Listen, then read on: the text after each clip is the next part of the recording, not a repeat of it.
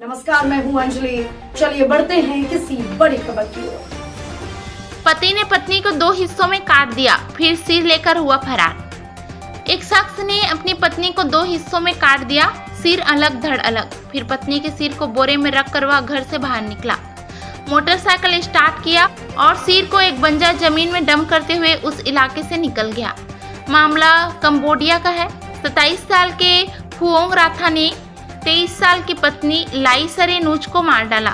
उसे शक था कि उसकी पत्नी किसी और पुरुष के साथ रोमांस करती है, जिसके बाद एक दिन घर में बहस के बाद उसने पत्नी पर हमला कर दिया। पत्नी की हत्या करने के बाद उसके सिर को लेकर वह वहां से चला गया। शख्स के बाहर चले जाने के बाद उसके घर पर पड़ोसी फांस से रेफेट पहुंचे। उन्होंने खून से सने फ्लोर और शख्स की पत्नी के शव के टुकड़े देखे। पुलिस को मामले की जानकारी मिली, जिसके बाद राथा की खोज शुरू हो गई। अगले ही दिन घर से 60 मील दूर शख्स अपने होम टाउन में मिला। राथा ने हत्या को लेकर कहा, मुझे शक हुआ क्योंकि मेरी पत्नी अलग तरह से पेश आने लगी थी। उसकी हत्या करने से पहले मैंने उसे पीटा नहीं था, चाकू से मैंने उसकी गर्दन काट दी थी। लेकिन कपल के पड़ोसियों ने कहा था कि राथा बहुत हिंसक था और गाली गलौज करते रहता था।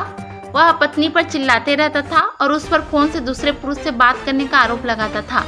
फ्रॉम ने म्युनिसिपल पुलिस में क्रिमिनल प्लानिंग के deputy commissioner lieutenant general Song Li ने कहा, राथा ने यह हमला गुस्से और शक की वजह से किया।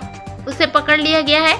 उसने पत्नी की हत्या का गुनाह कबूल कर लिया है। अब कोर्ट में उस पर फॉर्मली कार्रवाई की जाएगी।